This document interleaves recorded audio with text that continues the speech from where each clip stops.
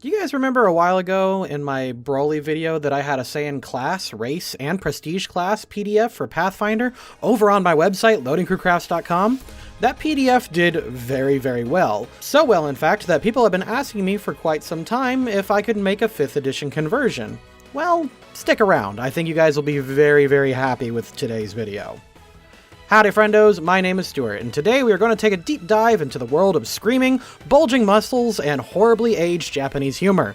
No, that's not Tuesday night at the Dabby Chappie estate. We're taking a look at the granddaddy of shonen anime, Dragon Ball Z.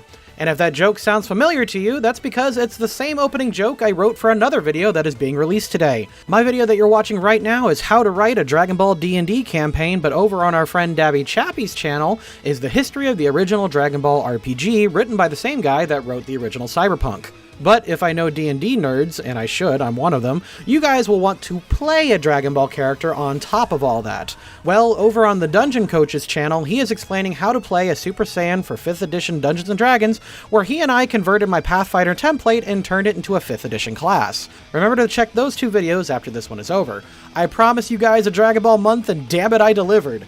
As I mentioned in my last anime D&D video, we're going to want to cover what you need in order to run a successful Dragon Ball campaign. Even though I do love me some number crunches, this is more of a DM and storyteller's guide, but hey, you might want to listen in too if you're a player. In this video we will discuss adapting a Dragon Ball work into D&D, writing a story that works for Dragon Ball, and creating a campaign for the Dragon Ball world. As we mentioned in our Pokemon video, adaptation is the key to making any sort of transition from one medium to another. Dragon Ball's world is pretty massive, and as expected, there are lots of lore, mythologies, and elements you can play with in order to make a unique story that fits into Dragon Ball pretty easily. You just need to capture the soul and feel of Dragon Ball, and it's not easy.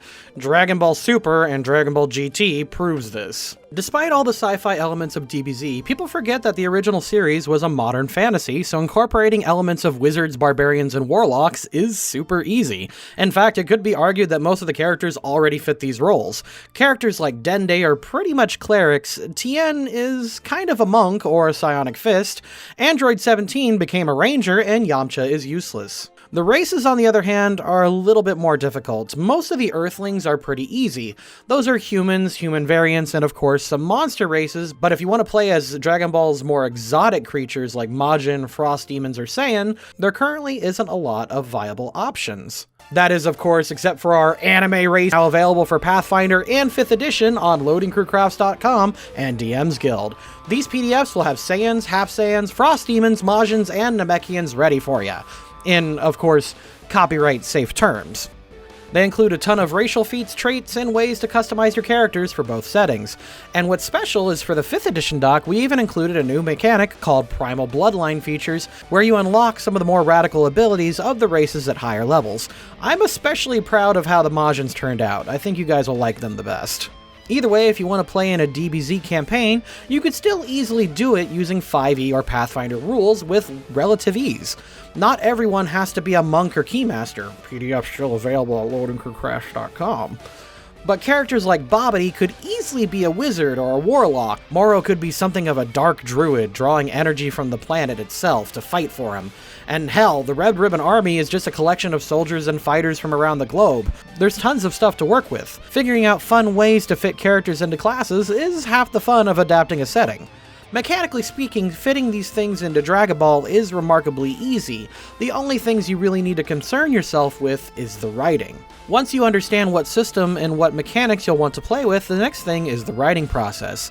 And this will be the trickiest part to emulate because Toriyama's writing style is definitely unique. We are trying to turn Dragon Ball, a series that has been active for nearly 35 years, into a D&D campaign, and the series itself has gone through many different changes and alterations. So I think the first question you'll need to ask yourself as a DM or writer is what kind of Dragon Ball story do you want to tell? So let's go ahead and look at this in terms of eras of the show. This is going to be extremely simplified, but we are setting foundations for a campaign that we're writing. You need to ask yourself, what sort of tone are you going for? During the Dragon Ball era, things were light and fun, and the show didn't take itself seriously, and while the main characters were all pretty much stronger than normal people, power levels were all pretty attainable.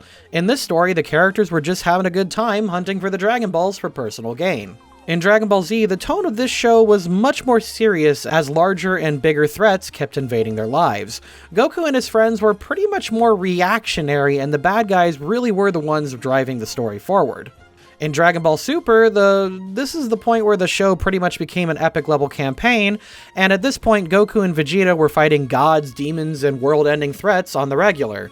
This part of the series got very lore expansive and heavy on the mythology of the universe. And if you want to take a look at Dragon Ball GT, there are honestly some interesting themes to explore when it comes to the business of home versus heritage for the Saiyans, or the sins of the past, hunting them, like with the Black Star Dragon Balls, or the Super Dragon evil bad guys, whatever they were. There's stuff to gain here, but you might want to talk to your players before you say you're running a Dragon Ball GT campaign. There are other places to draw inspiration from, though, like Xenoverse or Dragon Ball Online, but if you want to keep things simple for your players, I honestly suggest sticking to Dragon Ball or Dragon Ball Z era styles, preferably somewhere in the middle. That way you get the best of both worlds, where you have larger-in-life bad guys in groups affecting things, but you can also keep the stories small and simple. Most people are pretty familiar with DBZ, but if you plan to run a campaign set in Toriyama's world, especially for a D&D setting, I recommend watching the original Dragon Ball as much as you can.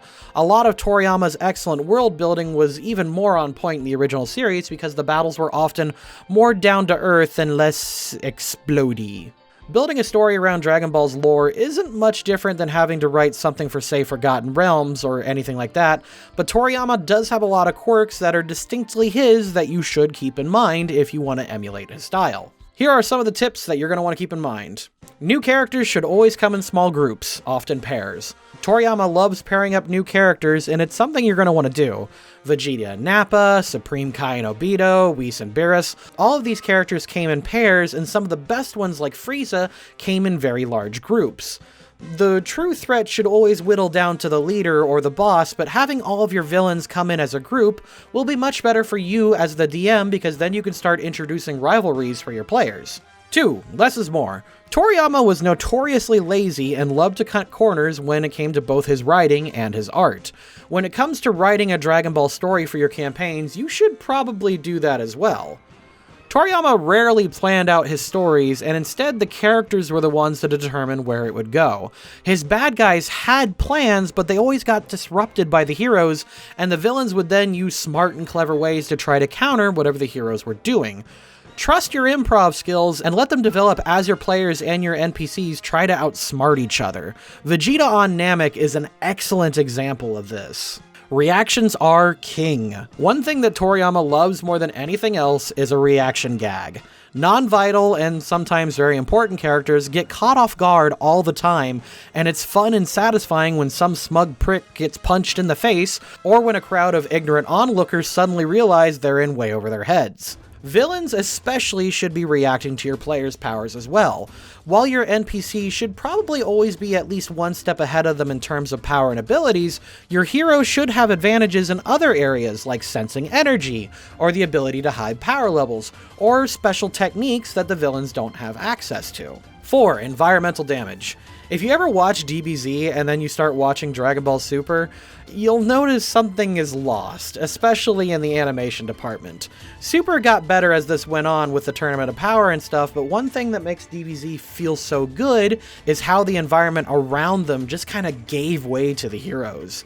Just the act of Goku powering up shook heaven and earth, and everyone could feel it from the far reaches of the galaxy. When Majin Vegeta prepared to blow himself up, the rocks and bushes were blasted away from gusts of winds emitting from his body. It's awesome! When you plan battles, always keep in mind what sort of environment you're in and how it can be shaped and change. The Dragon Ball Super Broly movie, I feel, did this the best. It started as a fight in the Arctic that eventually changed into a volcanic crag. New powers and abilities should always signify change. This is more of a good anime trope in general, but transformations and new powers should signify a change in the character. Goku becoming a Super Saiyan for the first time was significant because he's never been quite pushed so far to the point of pure rage. Gohan turning Super Saiyan 2 was more memorable because it taught Gohan that if he remained passive, then those around him would die. This would probably mean that you might need to change your GMing style to be a bit more of a milestone system and less of an EXP system. As a GM, consider rewarding feats, hit points, prestige class levels, spells, things like that as a bonus reward for completing certain character milestones. You ever notice how Super Saiyan Blue just feels kind of awful in Dragon Ball Super?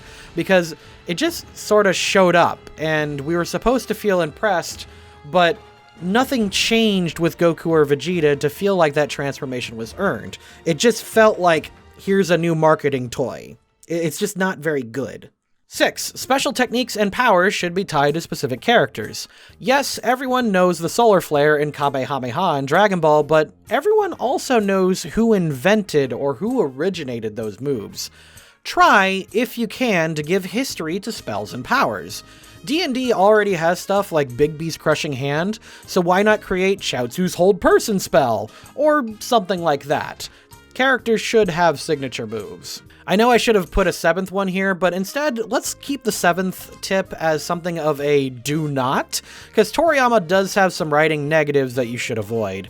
And I'm just going to list 2 of them real quick, but let's just go ahead and kind of mush them together. The first one you should avoid is don't limit your setting. Toriyama is pretty awful at this. He would always introduce characters like, this old man is the strongest guy in the world, or this Supreme Kai is the most important person in the universe. This is really, really bad because when you introduce the strongest or most powerful person right away, you constantly have to escalate to the next part of your story. Really, you should just kind of leave it vague how important characters are. That way, you have room to grow if you need it. 2, have plans for character arcs. I know I just said earlier that you should rely on your improv skills, but while characters like Vegeta or Piccolo had really satisfying character arcs through their improv, Gohan didn't. And I'm not one of those people who believe Gohan should be a fighter, but I'm one of those people who believe that Android 16 being the key to unlocking Super Saiyan 2 was really bad and really lazy. They never actually spoke to each other before that point where Cell just crushes his head. It's just not good. If you want a big moment for a player or a character, work with them to see what they're interested in and play it from there. Have at least a small plan for their character arcs. Oh yeah, and I know this is kind of a tangent, but for the record, Chi-Chi, Bulma, Android 18, it all made sense for them to become housewives. For Videl, no.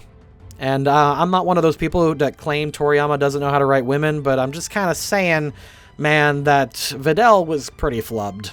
Also, don't be afraid to have downtime where your guys are just enjoying times of peace. One of my favorite DBZ character arcs was Gohan's Great Saiyaman stuff, and everyone pretty much agrees that the Slice of Life episodes were some of the best in Dragon Ball Super. And finally, here's an example campaign. Now that you have all that you might want to think about when you're writing your kind of story, example is just going to be here to kind of spark ideas. First, I suggest having your campaign world either in an alternate universe where Goku and his friends don't exist, or having it several hundred years in the future where everyone has passed away. This is just to avoid that main character syndrome. Believe me, it might sound good on paper for them to run into Goku, but then the problem comes up, why don't they just call him for every situation? It's just not the best. So, here's a campaign example. Feel free to use it or feel free to discard it. But if I were running a campaign, I would have my character be a Namekian named Malo. His goal in life is to become a guardian of Earth, so he's currently working towards succeeding the previous one. You can have the previous guardian be Dende if you like, or someone completely different. Because he wants to be Guardian, he has ejected his evil half and sent it away, just like Kami did with Piccolo. This evil half will be called Tusk, and he will come back later. Malo's friends are a half Saiyan and a Majin with their own motivations. Let's say the half Saiyan is looking for her father, and the Majin is competing for the Guardian title or something. Either way, their motivations line up and they're questing together. Later, the players discover that several areas are being wiped out by a mysterious force and leaving the ground scorched and the inhabitants dead. As the story progresses, the players learn that Malo's rejected evil half started creating Black Star Dragon Balls and selling wishes to various villages. Those villages in a year will be wiped out by some sort of disaster caused by the Black Star Balls, and it's our hero's job to stop the disasters, or Tusk. Tusk at this point has formed his own gang, and maybe they're good friends, maybe they're servants.